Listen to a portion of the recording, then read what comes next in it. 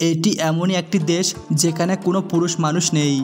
এই দেশে শুধু মহিলা মানুষ রয়েছে এবং তারা পুরুষদের জন্য অপেক্ষা করে। এই সকল যুবতী মেয়েরা বিয়ের জন্য পুরুষ খুঁজে পায় না। শুনতে খুবই অদ্ভুত লাগছে, তাই না? কিন্তু আজকের এই ভিডিওতে এমনই এক দেশ সম্পর্কে জানবো যে দেশটি শুধু রহস্যে ঘেরা।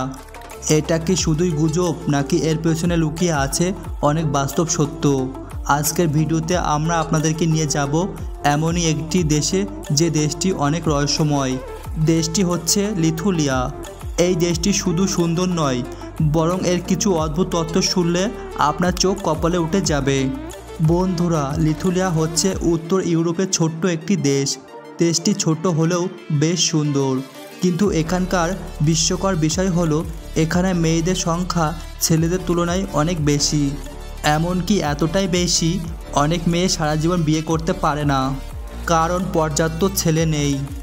এই দেশে প্রায় 28 লক্ষ মানুষের মধ্যে 60% মেয়ে আর 35% ছেলে।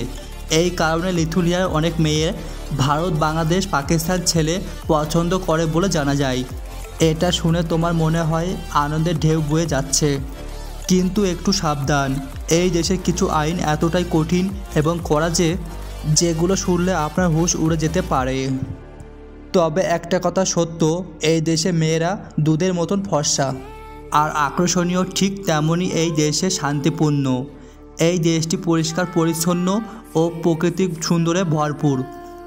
বন্ধুরা, তোমাদেরকে জানিয়ে রাখি, লিথুয়ানিয়া দেশটির রাজধানী হচ্ছে ভিলনিয়াস, যা এই দেশের সবচেয়ে বড় শহর।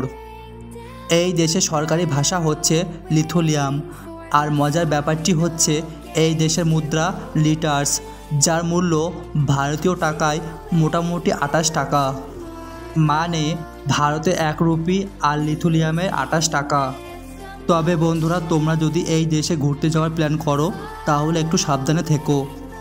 বিশেষ করে এখানকার সুন্দরী মেয়েদের ব্যাপারে একটু সচেতন হওয়া ভালো।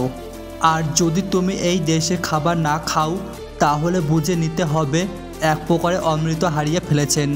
কারণ লিথুয়ানিয়ার কিছু খাবার এতটাই সুস্বাদু যে একবার খেলে ভুলতে পারবেন না।